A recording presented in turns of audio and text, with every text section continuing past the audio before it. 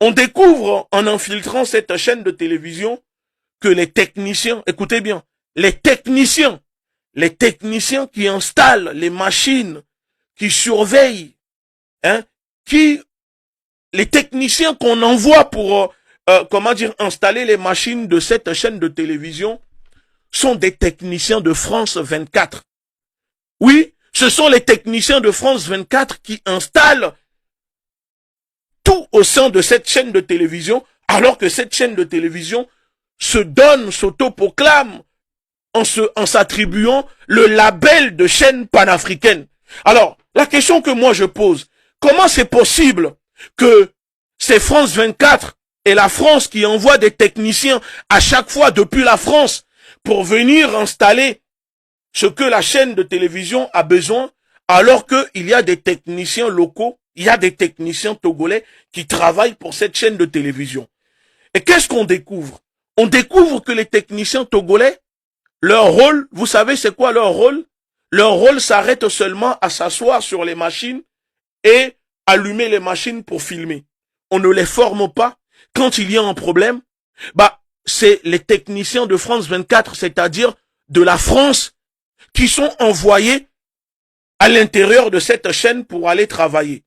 Mais c'est quand même bizarre, non? Oui, tout simplement parce que ce sont les accords coloniaux qui lient ces anciennes colonies avec la France, qui obligent, encore une fois, une chaîne soi-disant panafricaine est dans l'obligation de faire appel aux techniciens de France 24 de la France pour venir travailler au sein de sa chaîne de télévision, alors qu'il y a des techniciens locaux qui sont là, qui sont payés 50 000, 80 000 francs CFA juste pour s'asseoir sur les machines, et ils ne sont pas formés, et dès qu'il y a un problème, les techniciens quittent la France, prennent des avions, viennent, font ce qu'ils ont à faire et repartent en France. Ce sont des blancs.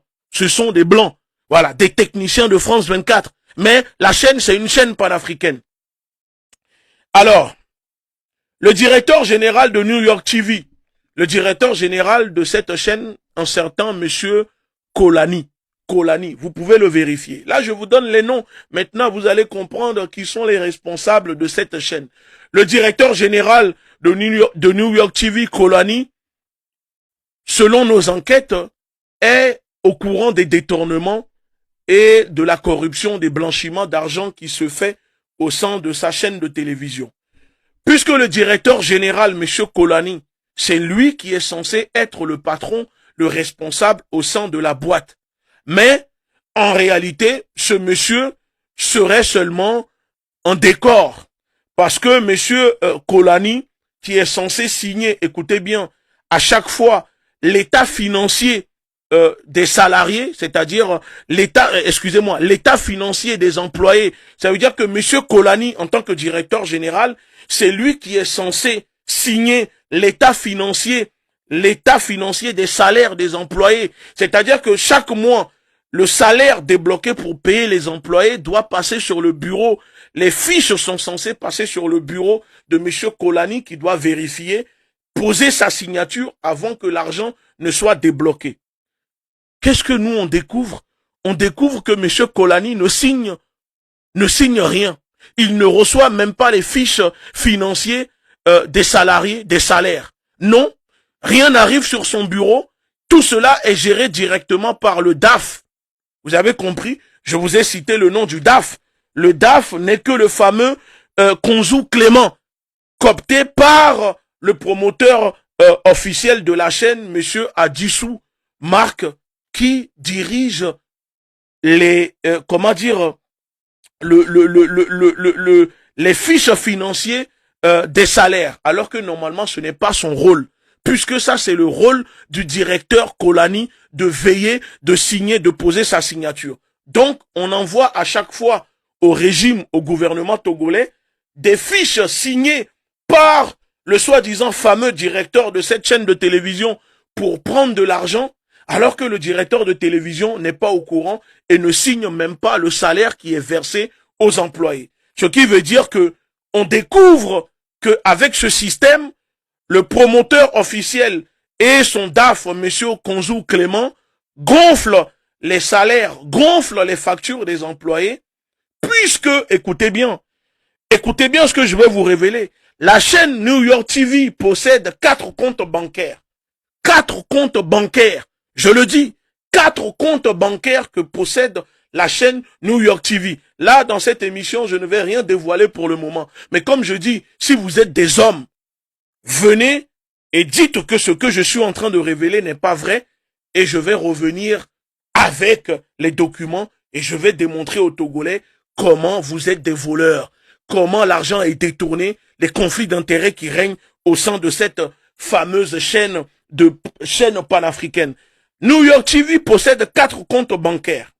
Ce qui veut dire que quand les salaires doivent être versés aux salariés, l'argent débloqué par le régime doit atterrir sur les comptes bancaires de la chaîne, des 4 comptes de la chaîne de télévision New York TV. Mais qu'est-ce qu'on découvre en faisant notre enquête? On découvre que des paiements, écoutez bien, les paiements se font sur des comptes privés. Et les paiements des salariés, l'argent débloqué par le régime pour payer les salariés alors que la chaîne de télévision dispose de 4 comptes bancaires, en tant qu'entreprise, c'est tout à fait normal que cette chaîne de télévision dispose de comptes bancaires. Pourquoi je suis en train de parler de ça? Pour que les gens comprennent la corruption, le système de détournement qui règne au sein de New York TV.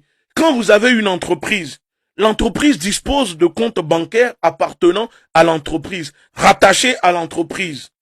Il ne peut pas avoir un autre compte bancaire privé pour récupérer l'argent de l'entreprise et verser l'argent sur le compte de l'entreprise. Non, non, non, ce n'est pas normal. Alors, on découvre que les paiements qui se font sont versés directement sur des comptes privés. Écoutez bien, sur le compte privé du DAF, le directeur financier. Écoutez, hein, le DAF qui n'est que Monsieur Konzou Clément, qui est le directeur d'administration financier. L'argent que le régime, que le gouvernement togolais débloque pour faire fonctionner cette chaîne, qui est censé normalement être versé directement sur les comptes bancaires de l'entreprise de New York TV, est versé sur le compte privé de Monsieur Konzou Clément et qui ensuite fait un virement sur les comptes bancaires de la société de télévision. Vous comprenez ce que je suis en train de dire ou pas? Puisque Monsieur Konzou Clément, avec la complicité du promoteur de la chaîne, Monsieur Adjissou Marc, détourne de l'argent, font du blanchiment d'argent de cette chaîne. Donc, il y a des factures qui sont gonflées.